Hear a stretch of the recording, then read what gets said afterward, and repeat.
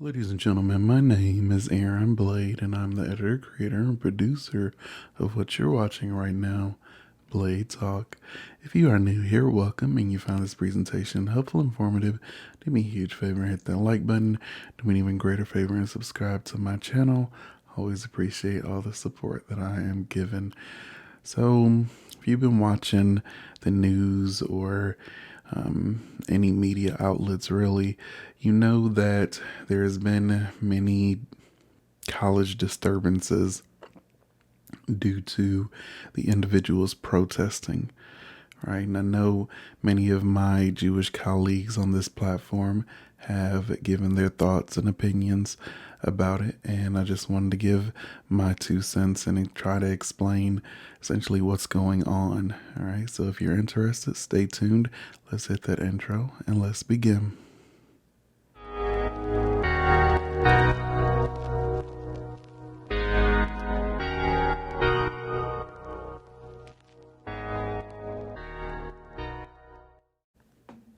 All right, so again, I just want to give my brief thoughts and explanations as to why you're seeing so many colleges being disrupted, right, by these pro Palestinian protesters, especially at Columbia University, where on April 17th they decided to take things up a notch by setting up illegal tents all over the university's main lawn. And it didn't take long for other colleges to follow suit. Now, most of these protesters understand that they aren't going to stop anything in Gaza by setting up tents and shouting slogans. So, what do they want? What is so important that it is worth getting expelled and or arrested? The answer is divestment. So, universities are obviously super expensive to operate and maintain.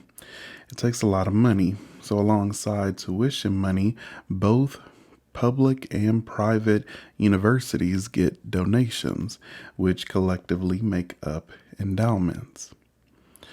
Huge sums of money that are invested in the market. Some schools have endowments worth billions of dollars, and when your investment portfolio is that massive, at least some of these investments are bound to tick people off. Some of these investments run counter to some of their students' values. College universities, students have a long history of demanding that their schools dump certain investments or divest.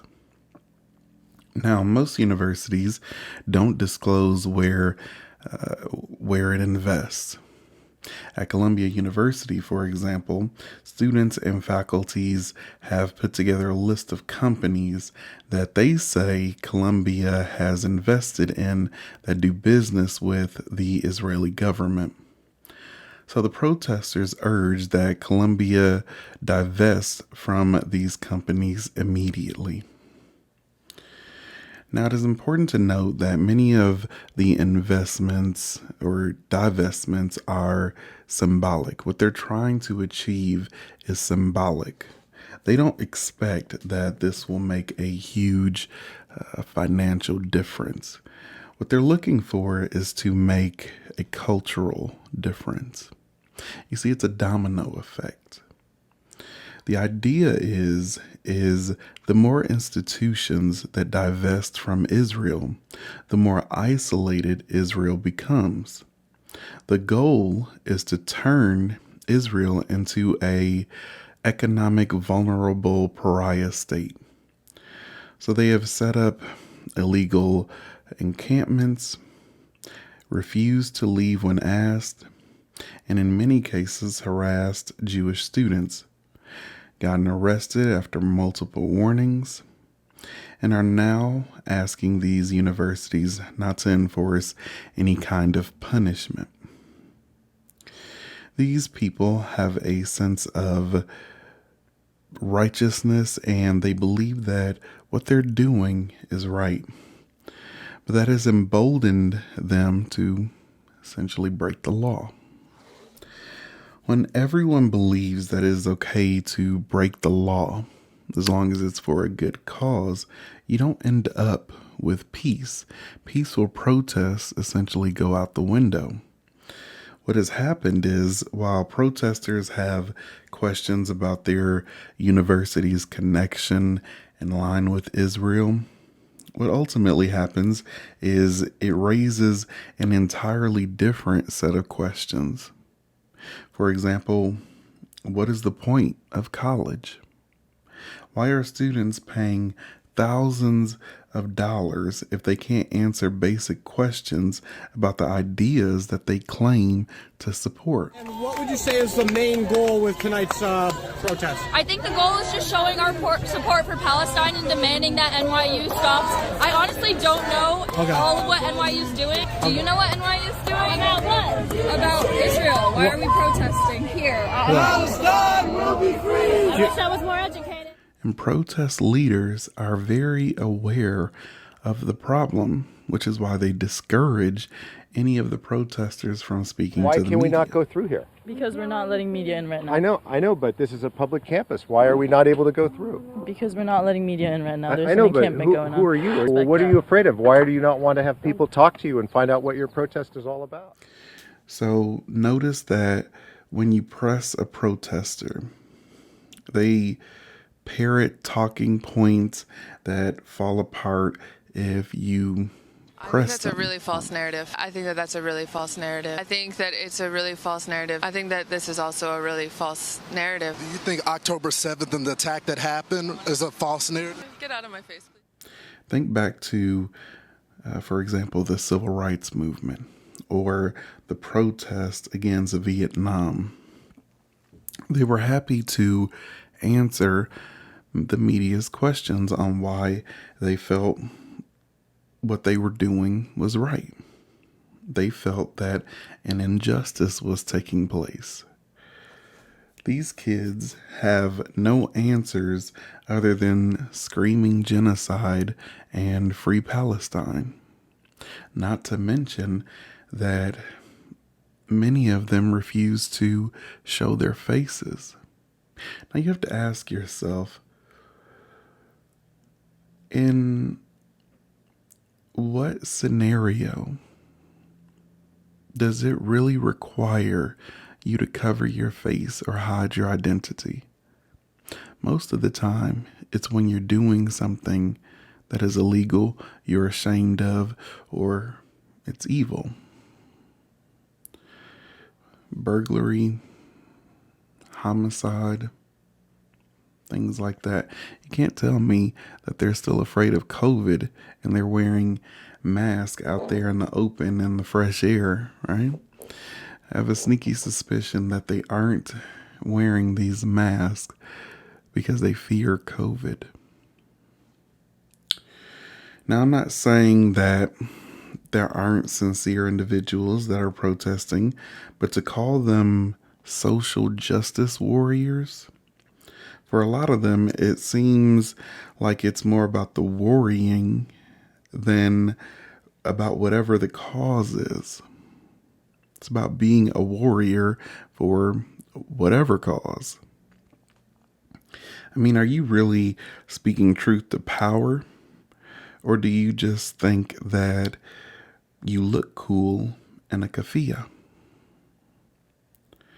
See, I think this is what happens when activism meets narcissism. It is less about the cause and more about the me, right? Look at me. Watch me. And if you like the way that I'm fighting for injustice, feel free to like and subscribe.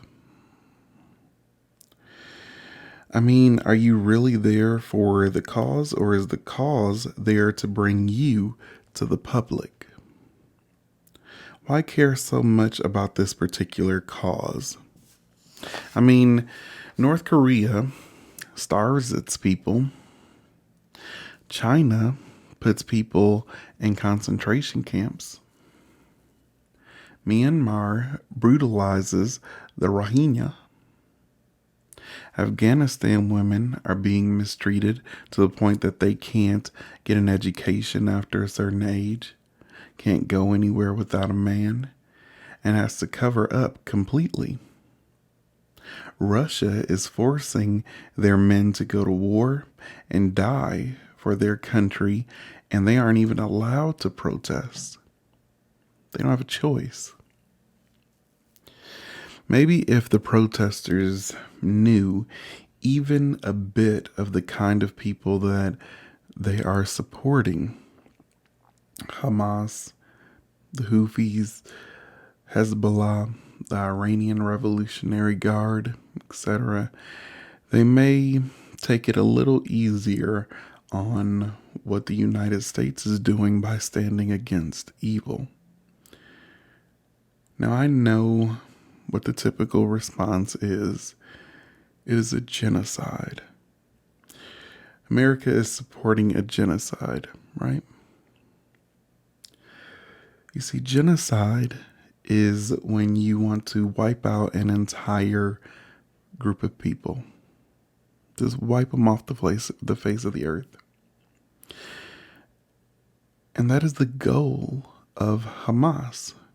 That is the stated goal of Hamas. That is what from the river to the sea essentially means. From the Jordan River to the Mediterranean Sea. Hamas would like to wipe out Israeli citizens completely off the map. And they would if they could, but they can't. Israel could wipe the Palestinians out completely off the map, but it doesn't. So therein lies the difference. If Hamas could wipe out Israel, they would, without hesitation. Israel has complete air superiority in the region and are capable of wiping out the Palestinians, and yet they don't. So forgive me if I don't buy into this whole genocide that is taking place. And for the ones that are Jewish and using that, your identity, to try to make a more powerful point. As a Jew, I stand against Israel. As a Jew, I think that this is a genocide. As a Jew, this is horrible. This is evil. The Bernie Sanders people of the world. Understand that you're hurting your own people. Not to mention, I'm willing to bet most of these individuals that are claiming, well, as a Jew, 9 times out of 10 is just because you came from a Jewish woman, which makes you halakhically Jewish. But it isn't like you're actually practicing. It isn't like you're marrying another Jew and actually observing the mitzvot. You don't go to shul regularly. And I'm not judging. But it's funny how people use their identity when it benefits their cause. When it benefits what they want. You're either Jewish 24/7, 365, or you're not. And you have all these different kinds of people coming out and saying that, well, I'm Jewish, and as a Jew, I feel X, Y, and Z. I don't care. Nobody cares. You'll always have people that turn against their own. And you're just using your identity to push a false narrative.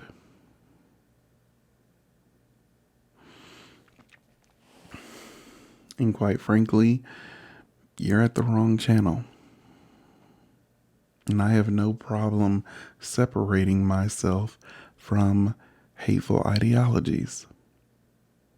If you're a Jew and you're siding alongside people that are saying from the river to the sea, calling for a genocide of your own people, then I urge you to go back to school.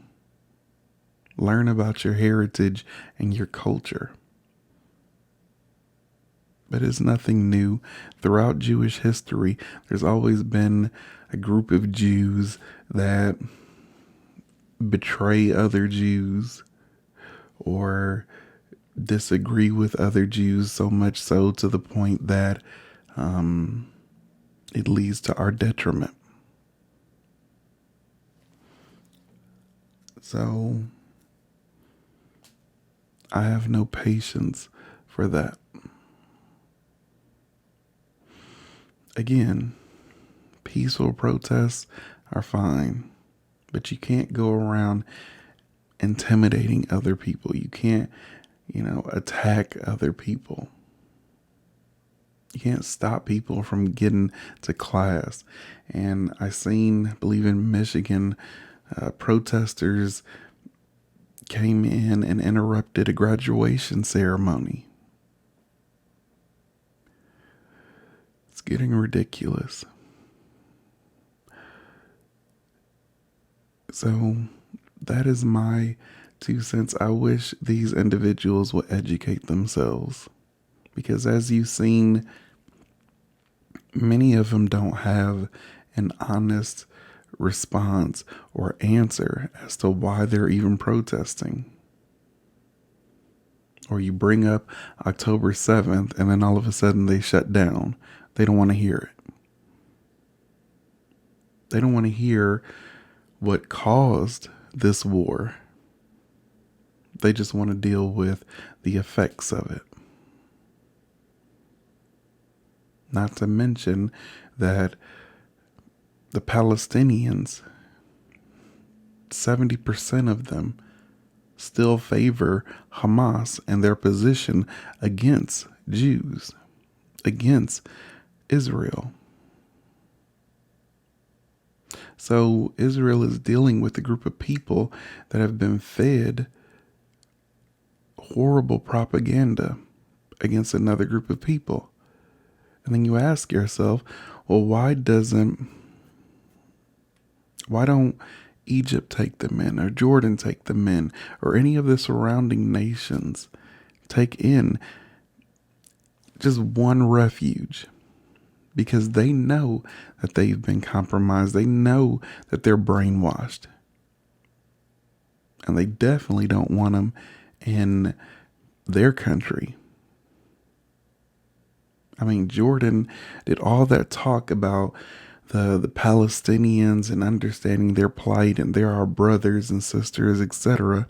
But when Iran launched an onslaught of drones and missiles, Jordan actually had a hand in shooting most of them down, which shows where their allegiance really lies.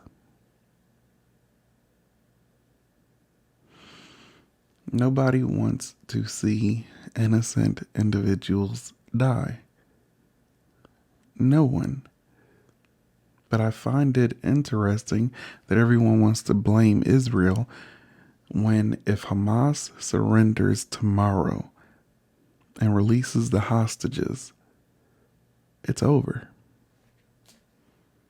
Why isn't any of the protesters calling for that? Just surrender. If you care about your people, isn't that the mark of a good leader, a good government, to recognize when it isn't worth fighting anymore? It isn't worth innocent lives being taken. They don't care. So people want to use graphic images and videos and whatnot. But again, ask yourself why you're only concerned with this cause. I could show you people in China that are suffering, North Korea, Russia, Afghanistan. But you don't care about that. You only care when it involves Israel. I urge people to educate themselves. So that is my thoughts on it. If you found this presentation helpful, informative, do me a huge favor and hit that like button. Do me an even greater favor and subscribe to my channel. Always appreciate all the support that I am given. Be good to yourselves. Be good to others. Thank you all so much for tuning in to Blade Talk. And until the next episode, you all take care.